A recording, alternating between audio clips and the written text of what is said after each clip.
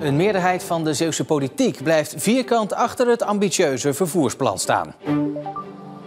Ondanks dat er geen enkele vervoerder zich heeft ingeschreven, blijft er vertrouwen in de aanpak. En verder in het nieuws vandaag. Bierbrouwers maken zich zorgen. En onrust in de Sluisse politiek.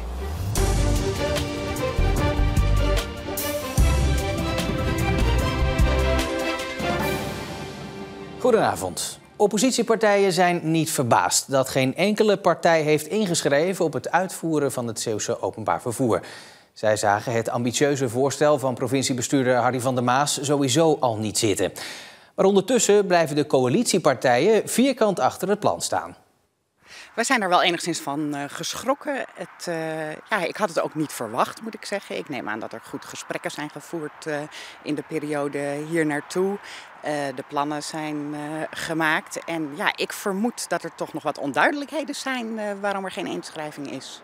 Bij oppositiepartijen PvdA, GroenLinks en SP kwam het niet als een verrassing. Je kan moeilijk verwachten van een commercieel bedrijf dat zich in gaat schrijven op iets wat niet rendabel is in Zeeland. Dan kom je dus uit op een paar uitgeklede buslijnen en dan wordt het een onaantrekkelijk verhaal voor een bedrijf. Het idee om nu het busvervoer helemaal in eigen handen te nemen klinkt sinds gisteren harder. Ze moeten er een echt openbaar vervoerplan van maken, wat Zeelandwaardig is. Want we krijgen gewoon geld voor openbaar vervoer om het goed uit te voeren. Hè? En laten we dat dan ook doen. Luxemburg heeft zelfs gezegd, wij maken het helemaal gratis. Ga dan eens kijken wat dat zou betekenen voor het Zeeuws openbaar vervoer. Zodat het Zeeuws openbaar vervoer in de samenleving komt te staan in plaats van dat het alleen maar minder en minder wordt. Coalitiepartij BBB is iets voorzichtiger hierin. Dan zou dat overwogen moeten worden. Maar ja, ik heb echt alle vertrouwen in dat de pijnpunten weggenomen kunnen worden. En dat het onderdeel van het hele traject is dat het nu even stil ligt. Maar dat dat nog wel goed gaat komen. Gedeputeerde Harry van der Maas zal nu moeten proberen om vervoerders over de streep te trekken. De vraag daarbij is hoeveel water er bij de wijn gedaan moet worden. En hoeveel ruimte hij van provinciale staten daarvoor krijgt. Ik praat erover verder met politiek verslaggever Pim van den Bergen. Pim, een meerderheid dus achter het plan en een meerderheid achter dus de verantwoordelijk gedeputeerde ook. Is er dan helemaal niks aan de hand? Nou ja, als niemand je bus wil rijden in je provincie, dat is natuurlijk wel een dingetje. Wettelijk moeten er bussen rijden door de provincie. Er moet openbaar vervoer zijn. Dan kun je het zelf wel gaan doen, zoals de SP en PvdA GroenLinks dat voorstellen. Maar ja, dat heeft wel wat voeten in de aarde. Ja. Het hangt natuurlijk ook af van die busbedrijven. Want die hebben het allemaal af laten weten, zou je kunnen zeggen. Weten we eigenlijk al waarom ze niet hebben gereageerd? We hebben ze natuurlijk allemaal gebeld, maar ze houden allemaal de kaarten voor de borst. Ze willen niet zeggen waarom het is. Maar ze willen ook niet bevestigen dat het gaat om dat ambitieuze plan. Ja. Kunnen we daar dan al een conclusie toe aan verbinden vandaag? Nou, we kunnen kortom zeggen dat het plan van Harry van der Maas voor openbaar vervoer in 2025 in Zeeland nog steeds steun heeft. En we kunnen zeggen dat er misschien ooit nog een keer belangstelling voor komt, maar dat weten we dus niet. Dus er komt nog een hoop werk op Harry van der Maas af. Pim van den Bergen, dankjewel. Als het aan het kabinet ligt, gaat de accijns op alcohol omhoog. Dat staat in het belastingplan voor volgend jaar. Dat is een enorme zorg voor Zeeuwse brouwers. Want na corona en de Finse kostenstijgingen kan zo'n nieuwe accijnsregeling van de overheid ervoor zorgen dat niet alle lokale brouwers kunnen blijven bestaan. Het is weer een klap voor de kleine brouwer. Zo denkt Mark Menu over het plan van het demissionaire kabinet om de accijns op alcohol extra te verhogen. Volgens de brouwer in Groede worden alle bieren duurder, maar is de prijsstijging bij het alcoholvrije bier gek genoeg het hoogst. Ons alcoholvrije bier wordt tussen de 15 en de 20 cent per blikje. Hierdoor deze regeling alleen duurder in de supermarkt. De prijs van gewoon bier, oftewel pils, stijgt opvallend genoeg minder hard. Terwijl dat het meest gedronken wordt. Dus dat betekent dat de totale opbrengst voor de overheid waarschijnlijk niet omhoog zal gaan op bieraccijns. Dus er kan geen sprake zijn dat het te maken heeft met de overheid wil meer inkomsten op bier. Wat de reden dan wel is van de nieuwe accijnsverhoging is voor Menu een raadsel. Eén ding is zeker, het is na corona en de invoering van accijns op blikjes opnieuw een klap voor de kleine brouwers. Er zijn heel veel brouwers die stoppen door deze maatregel of die zelfs omvallen. In Goede is dat nu niet het geval. Menu hoopt dan ook dat consumenten in de toekomst niet overstappen naar de grotere brouwers die goedkoper kunnen produceren. Terwijl het natuurlijk een enorm kwaliteitsverschil is. Maar daar moet je voor willen betalen. En dat is wel, ja, dat moeten we afwachten wat dat gaat doen. We blijven in West-Vlaanderen. Een bestuurscrisis is er in de gemeente Sluis. Er zijn spanningen en die zijn inmiddels zo hoog opgelopen dat 2 wethouders het vertrouwen hebben opgezegd in hun collega-wethouder Marlou van Beek van de VVD. Duidelijk is dat de verhoudingen in de afgelopen maanden steeds verder verstoord raakten.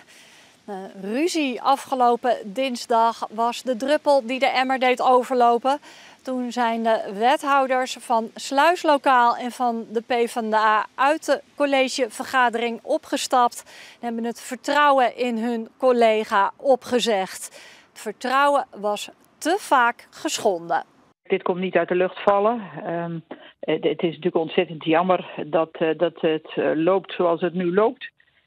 Ik denk dat ook voor niemand van alle betrokkenen is dit goed. Het is nu verder vooral aan de politiek om daar met elkaar het gesprek aan te gaan en een uitspraak over te doen. VVD-wethouder Marlou van Beek is sinds maart wethouder in Sluis. In de coalitie met Sluis Lokaal en de PvdA liepen de spanning tot grote hoogte op over de toeristenbelasting en over het tweede woninggebruik. Aanstaande maandag is er een extra raadsvergadering. En dan ligt er een motie van wantrouwen tegen wethouder Van Beek op tafel.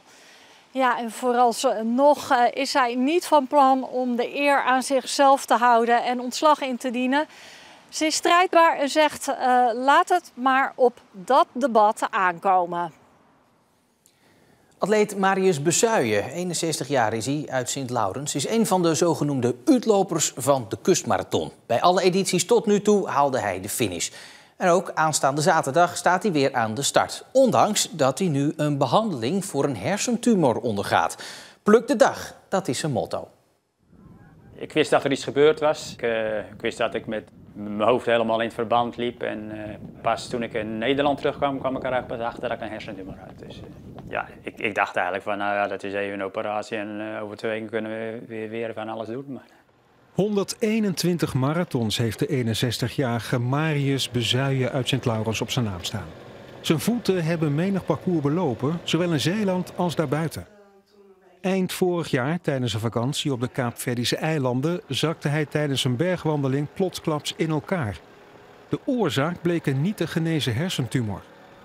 Het zette zijn wereld even stil. Dat kan toch niet? Ik moet toch eigenlijk gewoon door blijven gaan. Maar ja, als je nou hoort dat de voorspellingen eigenlijk niet zo super zijn, dan kan je gewoon niet beseffen eigenlijk. Na een operatie startte een behandeling met bestraling en chemotherapie om de tumor kleiner te maken. Dat hakte erin, maar al snel kriebelde het bij Marius om weer te gaan bewegen. Januari een keer bij Vlissingen heel op het gemakje begonnen en toen kon ik 5 kilometer lopen en toen was ik weer helemaal blij eigenlijk. Marathonlopers zijn doorzetters. En ook Marius loopt inmiddels weer volop, al is het wel in een rustige tempo. Hij is ervan overtuigd dat actief blijven goed is voor zijn algehele welbevinden. Hij raadt het ook anderen aan. Ja, ten eerste moet het wel kunnen natuurlijk, maar als je kan, ga dan lekker lopen. Probeer uit die activiteit gewoon vrolijker te zijn dan dat je bij de pakken gaat zitten. Goed nieuws is dat de behandeling lijkt aan te slaan. Dat geeft een goed gevoel en dat probeert Marius zoveel mogelijk vast te houden. En zo staat hij zaterdag, evenals bij alle 19 edities hiervoor, aan de start van die loodzware kustmarathon. Ja,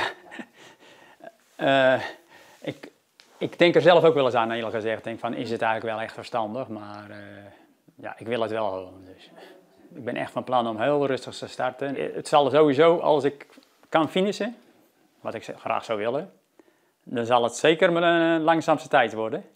Maar daar heb ik geen problemen meer mee. Die heb ik echt wel verlegd. Maar ik denk dat het mogelijk is. Dus. Naast Marius Bezuijen zijn er nog 15 uitlopers van de kustmarathon. En van uitlopen naar uithalen op het podium. Ouderen zingen deze dagen in heel Nederland de Sterren van de Hemel in de voorrondes voor het Ouderen Songfestival, zoals in Vlissingen. Hoe ver je gaat, heeft met afstand niets te maken. In jouw hemels blauwe ogen zweef ik heerlijk hemelsvlinders achterna. It's now or never, come hold me tight. Kiss me, my darling. In Vlissingen zongen senioren vandaag de Sterren van de Hemel tijdens de voorronde van het Ouderen Songfestival. Ik had dat gezien op Facebook ergens, reclame, en ik dacht, ik wil ook daar mijn kans wagen. Hoe ging het? Voor mijn gevoel ging het heel goed. Viel niet tegen. Ik ben tevreden. Is een songfestival voor oudere deelnemers nou echt nodig? Jawel, maar je moet toch eens kans krijgen als je wat ouder bent, dat je kan zingen. En zingen houdt je jong, toch? Ik raad het iedereen aan. Den hopen hoera. Het was vanochtend nogal grijs, maar er waren juist vanmiddag mooie opklaringen. En we hadden net als gisteren een matige tot vrij krachtige wind uit het west-zuidwesten. Morgen waait die ongeveer uit dezelfde richting. Dan is er opnieuw veel bewolking. Kan er eventueel wat regen vallen. Maar 's avonds wordt het dan weer droog. En tot zover Zeeland Nu voor vandaag. Meer nieuws natuurlijk altijd online op onze site en in onze app. En ik wens u voor nu nog een hele fijne donderdagavond.